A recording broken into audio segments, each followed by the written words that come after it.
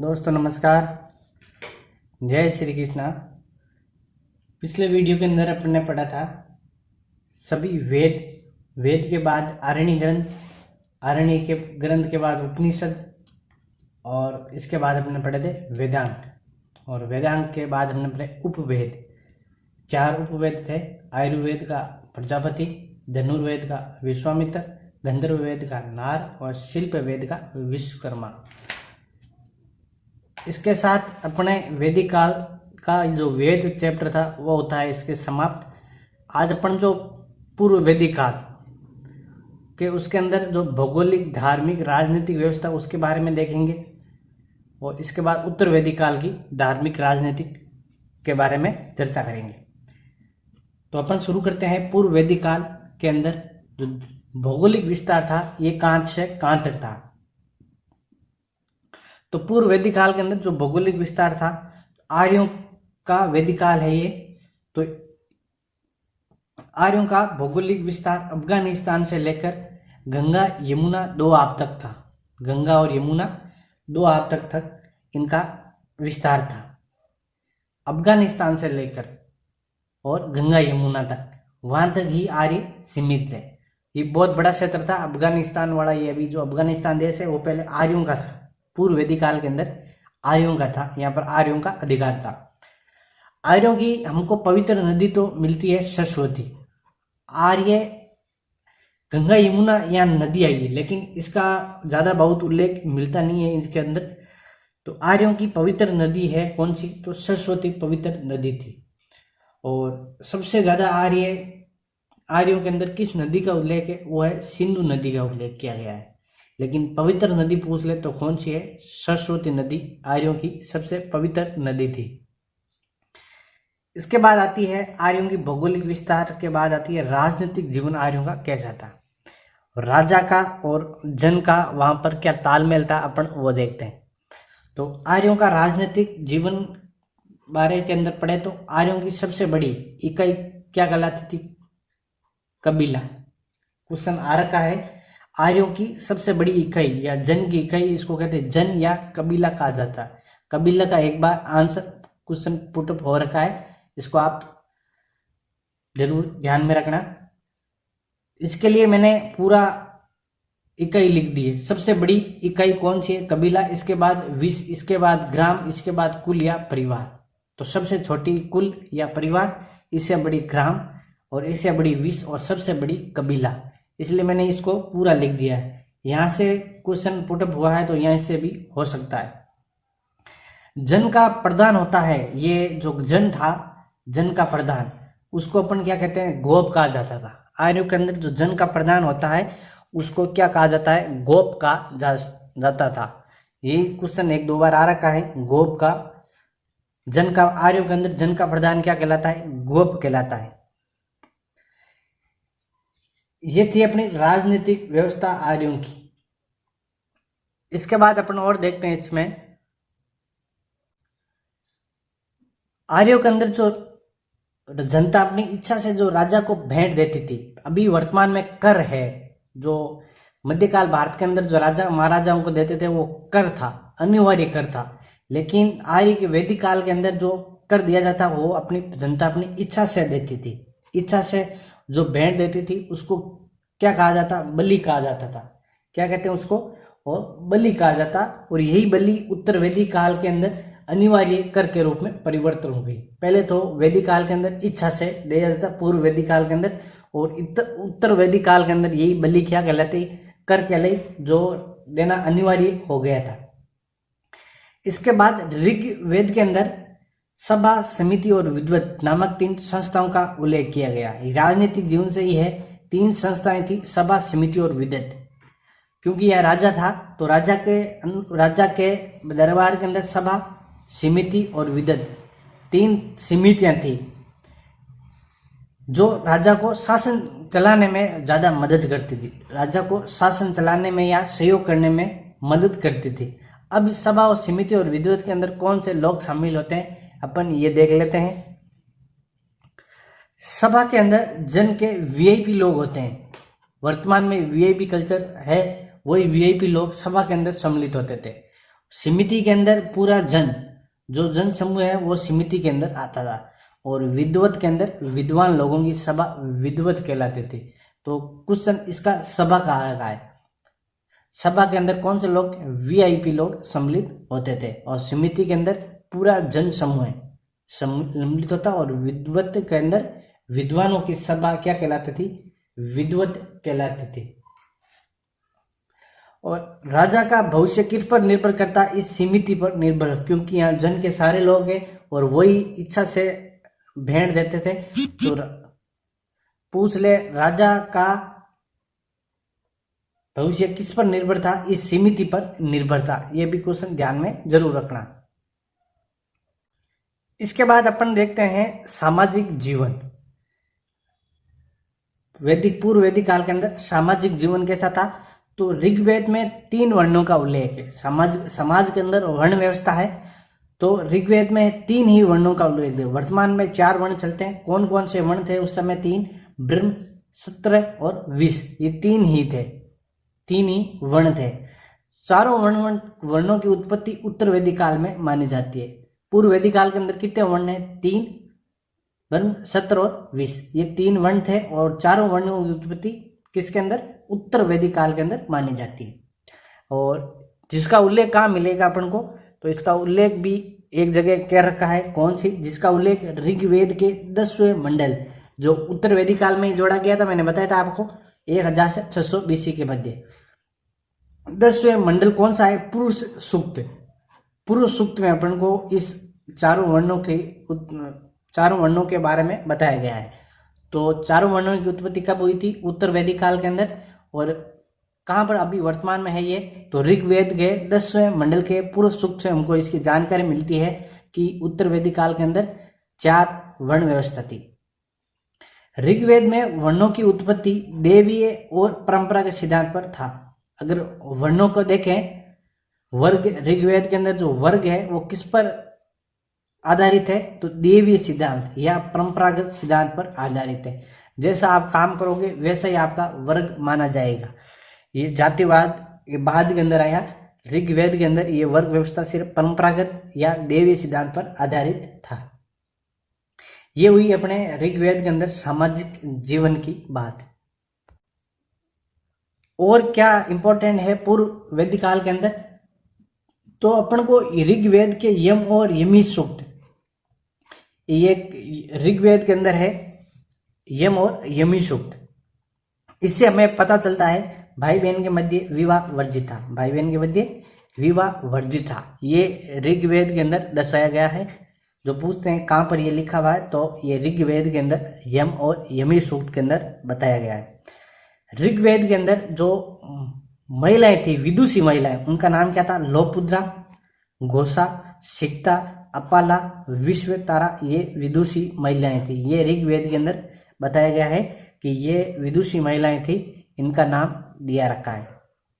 क्योंकि अपन कई ज्ञानी आदमी को हम पढ़ते हैं, तो ज्ञानी विदुषी स्त्रियां भी थी, इनका नाम मैंने आपने यहाँ उल्लेख कर दिया। एक बार जरूर पूछा है, घोषा का जरूर पूछ रखा है।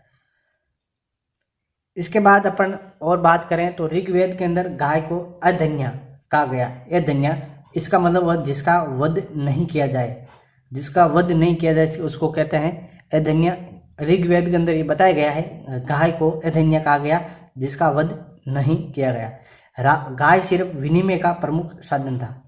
ऋग्वेद के अंदर बताया गया है कि पूर्व वैदिक काल के अंदर जो गाय थी उसको अधन्या कहा गया है और ये विनिमय का प्रमुख साधन गाय ही थी।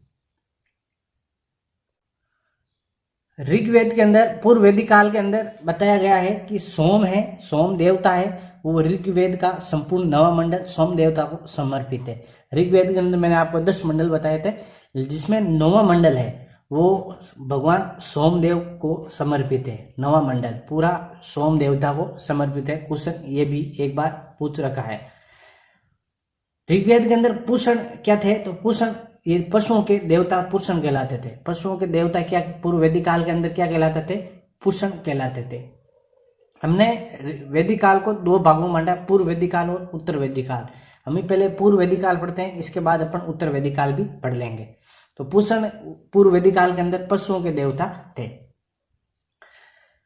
मैं इसको साथ साथ में ये भी बता रहा हूं कौन सी चीज अपन को कहाँ दर्शाई गई है, इसीलिए ये थोड़ा आपको लगेगा ऋग्वेद का बार बार नाम इसीलिए ये आ रहा है। ऋग्वेद के अंदर 4 मंडल जिसकी रचना वामदेव ने करी थी। ऋग्वेद के जो चौथा मंडल है उसकी रचना किसने की? वामदेव ने करी थी। और इससे हमको कृषि की संपूर्ण प्रक्रिया से परिचित है। इससे हमें पता चलता है कि पूर्व वैदिक काल के अंदर जो कृषि प्रक्रिया उससे सभी ये पूर्व वैदिक काल के लोग प्रचलित थे। ये हमको किससे पता था? चौथा मंडल जिसकी रचना किसने की थी? वामदेव के। 10 मंडल थे, 3 मंडल अपन ने अच्छी तरह बता दिया। 10वां आ गया, 9वां मंडल सोमदेव को समर्पित है और चौथे मंडल से अपन को पता चलता है कि ये सभी कृषि संपूर्ण प्रक्रिया से परिचित थे। पूर्व वैदिक काल के अंदर व्यष्टा शब्द किसके काम के लिए गए? व्यष्टा शब्द लकड़ी का काम करने वालों उनके लिए व्यष्टा शब्द काम लिया गया था। वाय शब्द कपड़े का काम करने वाले के लिए वाय शब्द काम लिया गया और क्रमार्क मतलब धातु का काम करने वाले के लिए कर्मार शब्द काम लिया गया था। ये 4 एक इसका व्यष्टा का एक बार आ रखा है, इसलिए मैंने इनको 2 एक्स्ट्रा और लिखा दिया कि व्यष्टा वाय और कर्मार। ये याद जरूर रखना आप। ये पूर्व वैदिक काल की जानकारी थी। अब इसके बाद अपन पढ़ेंगे उत्तर वैदिक काल की भी पढ़ लेंगे, जिसको अपन पूर्व वैदिक काल या ऋग वैदिक काल, इसलिए मैं ऋग्वेद शब्द बार बार ले रहा हूँ। इसको जब मैं ऋग्वेद लूँ इसका मतलब पूर्व वैदिक काल। वैदिक काल का शुरू का समय 1500 BC से 1000 तक पूर्व वैदिक काल और 1000 से 600 BC तक क्या है? उत्तर वैदिक काल। फिर बात आती है अपन उत्तर वैदिक काल की। तो उत्तर वैदिक काल कब कहां से गए? 1000 BC से 600 BC तक उत्तर वैदिक काल ये थी। अपने इससे पहले पूर्व वैदिक काल पढ़ लिया, उसके अंदर सामाजिक जीवन, राजनीतिक जीवन और आर्थिक जीवन इनके बारे के अंदर चर्चा करी थी। अब आती है उत्तर वैदिक काल के बारे में। इस काल में जन राज्यों के स्थान पर जनपद राज्यों का स्थापना हुई थी। तो जनपद पूछ ले, जनपद राज्यों की स्थापना, पहले जन राज्य कहलाते थे पूर्व वैदिक काल के अंदर। उत्तर वैदिक काल के अंदर यही जन क्या कहलाई? जनपद राज्यों की स्थापना हुई थी। आर्यों का मुख्य केंद्र कौन सा था? मध्य देश। मध्य देश के अंदर 2 ही शामिल है वर्तमान के अंदर राज्य यूपी और बिहार। ये आर्यों का मुख्य केंद्र था। क्योंकि यहाँ नदियों ज्यादा थी तो आर्य ज्यादातर इन नदियों के किनारे बसे थे। तो आर्यों का मुख्य केंद्र पूछते मध्य देश, जिसके अंदर यूपी और बिहार। और इसी के अंदर इसी टाइम पीरियड 1000 BC से 1000 से 600 BC तक जनपद राज्यों की स्थापना हुई थी। इस काल के अंदर राजा का पद क्या हो गया? वंशानुगत हो गया। राजा वंशानुगत हो गया, वंश के अनुसार राजा चलेगा। तो ये नोट कर लेना, किस काल के अंदर राजा का वंशानुगत हो गया? तो उत्तर वैदिक काल के अंदर।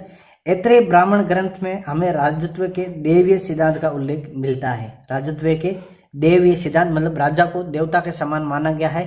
ऐत्रेय ब्राह्मण ग्रंथ में हमें ये जानकारी मिलती है।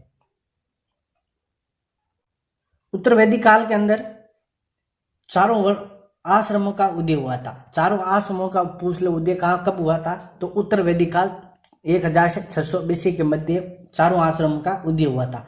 चारों आश्रमों का सर्वप्रथम उल्लेख हमको कहाँ मिलता है?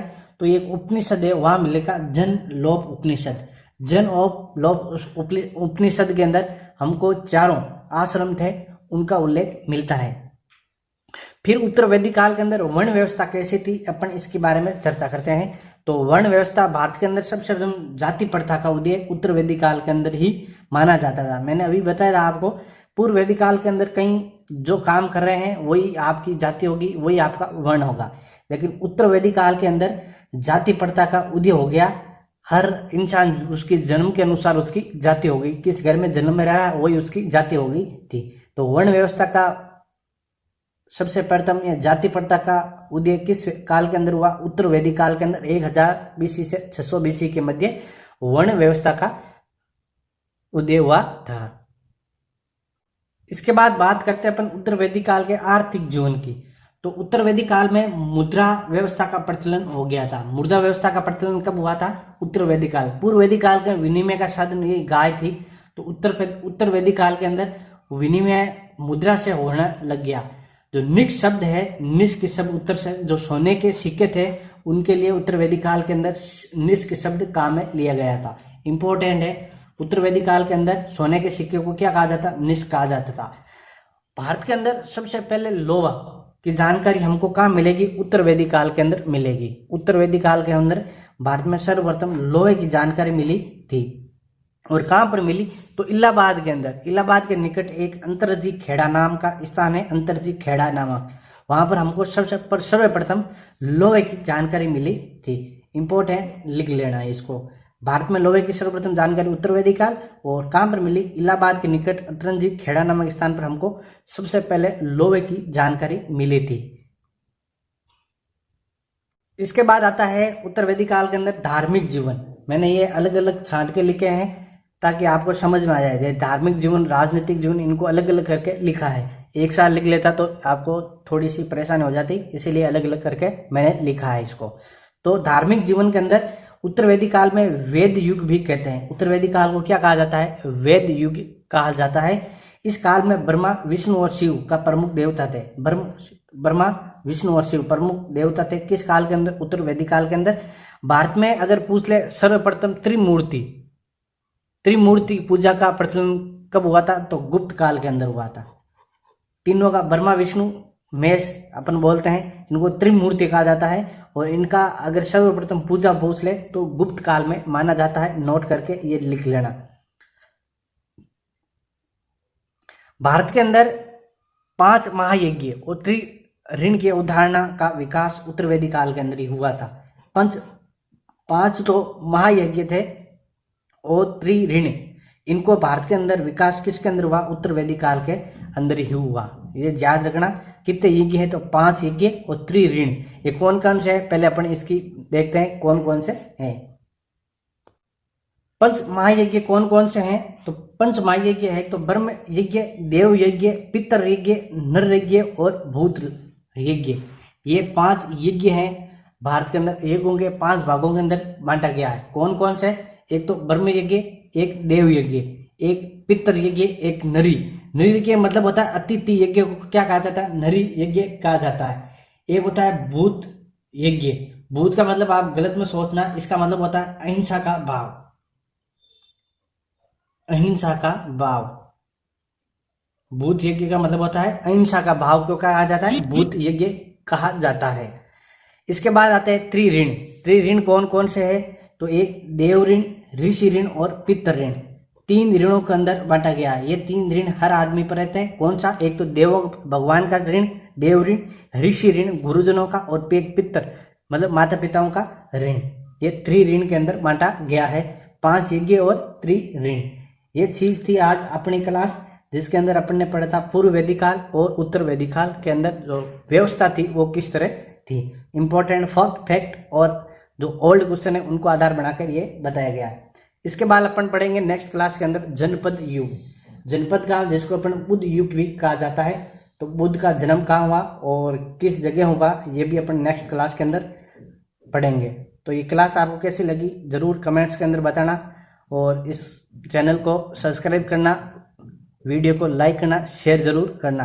तो अपन मिलेंगे अब नेक्स्ट क्लास के अंदर। तब तक के लिए आप सभी को जय श्री कृष्ण।